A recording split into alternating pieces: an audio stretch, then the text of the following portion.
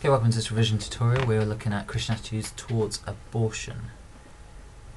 Now, first of all, what we need to talk about before we look at abortion is the sanctity of life. And this is basically a Christian belief on life itself. So what the 5 main beliefs Christians have towards the importance of life, the purpose of life, that sort of thing. This will tie into abortion and what we need to know. So have a good look at that. Now, Christianity and all the church groups, well, this is one of the issues that they very much find split over. So you've got some Christians who find themselves agreeing and accepting abortion in certain situations, and then you've got those Christians obviously who don't accept abortion. Roman Catholics will find themselves in this group with other Christians.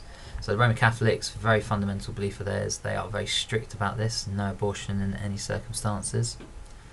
Why? Well, they believe life is sacred, should never deliberately be destroyed, sanctity of life.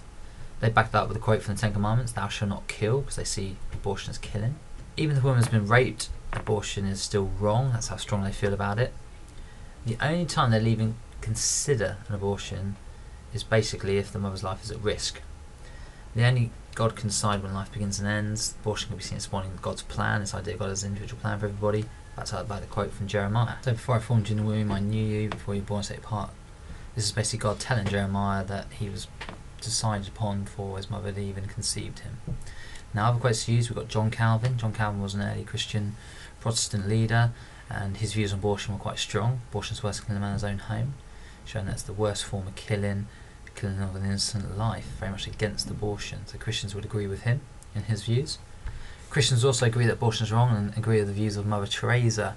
Mother Teresa spent her life as a Catholic nun, dedicating her life to looking after orphan children, and she said the greatest destroyer of peace in the world today is abortion. So strong views. Now, those Christians who accept abortion in certain circumstances, what are those certain conditions? Why would they actually allow abortion? They talk about the issue being up to the conscience of the individual. So basically, it has to be the mother's decision. We're not here to judge her. Obviously, God will judge her. We just need to basically support her in her decision. There could be serious circumstances. We use the golden rule here, treat others how you'd want to be treated. Put yourself in her shoes. Christians also use the principle of agape, which is unconditional love or respect, think of it like that. Abortion could be seen as the most loving and caring thing to do for the woman in that situation.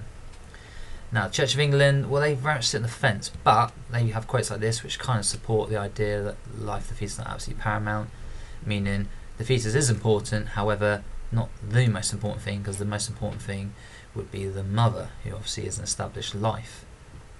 So, pro-choice Christians, they would also use the quote, a simple principle that God gave us free will. That means we can make our own mind up. Now, having just listened to all that, here's a typical exam question you might get. 6 marks, 8 to 10 minutes, have a go. Test yourself, submit your answer to your teacher. We'll mark it and get it back to you. Good luck.